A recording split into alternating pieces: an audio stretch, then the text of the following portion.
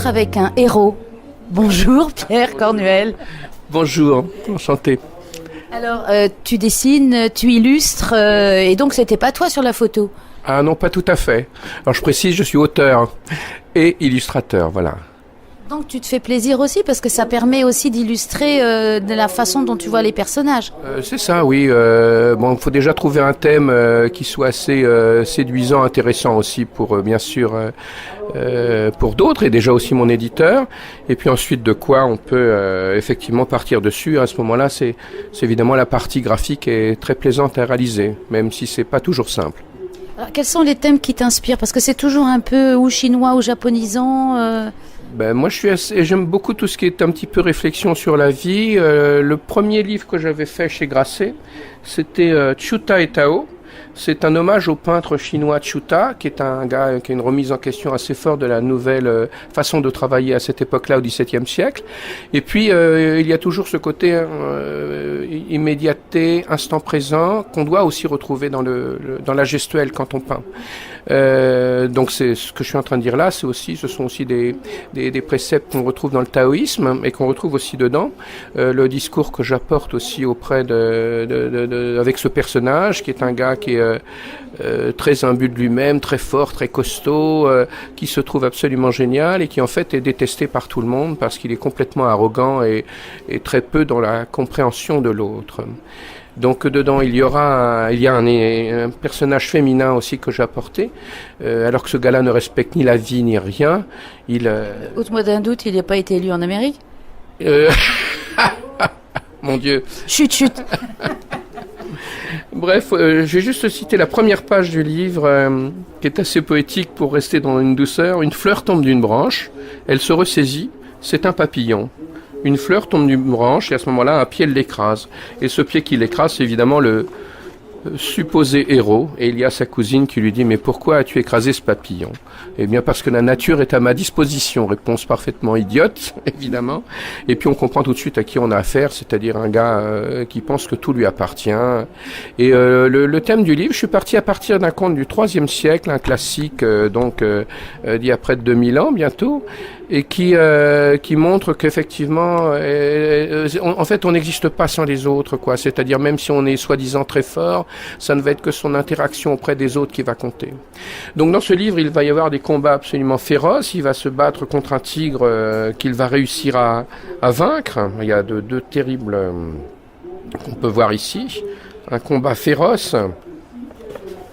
Et puis il y a aussi un terrible monstre poisson aussi qu'il va aussi réussir à vaincre. Et puis réussir à vaincre, en fait, on n'en sait trop rien parce il faut pas le dire tout de suite. Il attendez, on n'est pas à la fin du tout de l'histoire. Et il disparaît tout autant que le monstre en question. Et à ce moment-là, en fait, tout le monde fait une immense fête en disant on est débarrassé de tout le monde, quoi, des monstres et du pseudo-héros.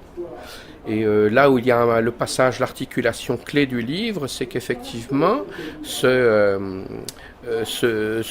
héros, finalement, va réussir à revenir. On croit qu'il est mort dans son combat. Et tout à coup, il va poser des questions. Mais qu'est-ce que c'est que cette fête? Pourquoi cet événement?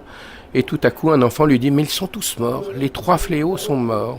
Et là, alors, il se prend ça dans la tête. Tout à coup, il comprend que peut-être il n'était pas si génial que ça, quoi. Donc, je raconte pas tout, mais une rédemption se met en place. Et puis j'ai tout de même adressé ce livre à mes étudiants. J'enseigne à Paris à l'EJAM Design, à des étudiants de 20-25 ans. Et puis aussi, j'avais fait à l'université de Nanjing en Chine. En fait, le petit message que j'essaie de faire passer, c'est beaucoup plus, c'est plus important de se dépasser soi-même que de vouloir dominer les autres. Ça à la portée de tout le monde, plutôt que vouloir, avec notre affreux esprit de compétition, de vouloir toujours embêter tout le monde, quoi. Et je vois dans les illustrations, est-ce qu'il y a des peintres chinois qui t'ont inspiré plus particulièrement? Ce sont pas des peintres chinois. Des peintres chinois, il y en a une quantité astronomique. C'est la technique qui est là, du pinceau chinois, pas seulement chinoise d'ailleurs, aussi japonaise, mais on travaille sur du papier au biais de santal, c'est-à-dire c'est du papier absorbant. Donc ce qui veut dire quand on fait un petit trait, si on ralentit, ouf, il se dilue. Comme disait ma fille, si tu t'endors, la feuille devient toute noire. Et puis, alors ça implique énormément de vivacité et puis de contrôle, parce qu'il n'y a pas de crayonné. On ne peut pas revenir. Donc si on rate un dessin, on le recommence. Un peu comme faire de la danse, vous voyez. Donc on peut pas trop bidouiller, et ça oblige à un effort, un exercice, et ça me plaît beaucoup, parce que cette espèce d'immédiateté de l'instant, c'est aussi d'ailleurs quelque chose qu'on peut retrouver aussi dans le taoïsme, c'est-à-dire vivre la seconde présente en permanence, qui me semble, c'est très précieux. Ça a l'air d'être des mots comme ça, mais dans la réalité, notre vie est une succession de fractions de secondes qui représentent le présent. Et justement, dans ces fractions de secondes, qu'est-ce qui vient d'abord? L'histoire, le dessin, l'illustration? Comment ça fonctionne là-dedans? Je sais pas trop comment ça fonctionne là-dedans, mais enfin, j'essaie de trouver des thèmes. En fait, moi, ce qui me plaît, c'est le partage. Voilà, raconter une histoire, amuser, faire rire ou faire peur ou ce que vous voulez. Enfin, partager des impressions, des sensations. Je pense qu'on n'est rien sans les autres. Et puis, c'est un petit peu la chose récurrente qui se retrouve dans plusieurs de mes livres. En tout cas. J'ai fait beaucoup d'albums, là, c'est le 70e celui-là. Mais quand ma fille était petite, elle avait droit à un album tous les ans.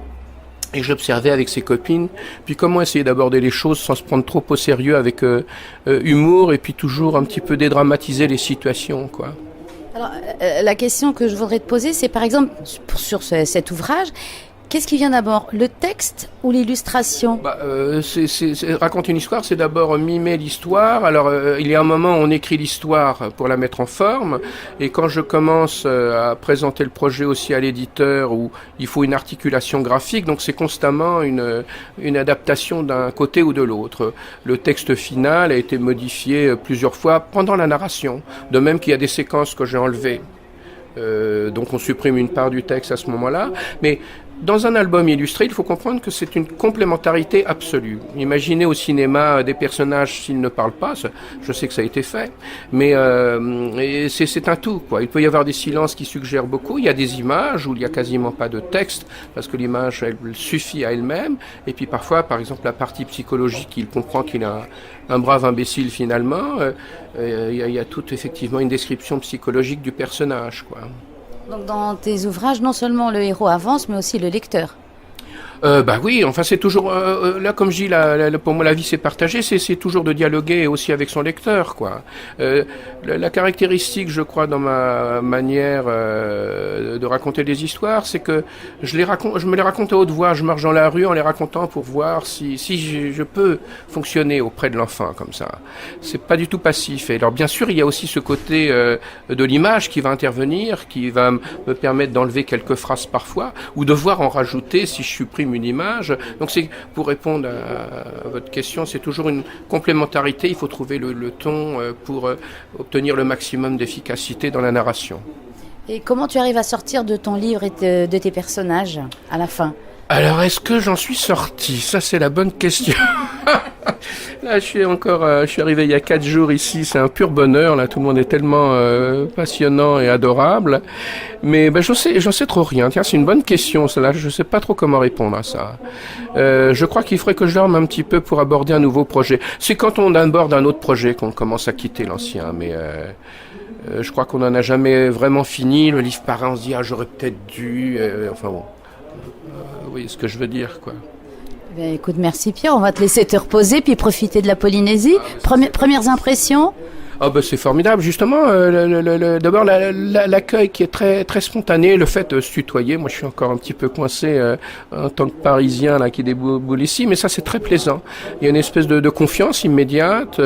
Puis je sais pas, une tendresse, du sourire, beaucoup d'humour aussi. Ça m'impressionne. Je dis des bêtises et les gens rient. Sans être payé?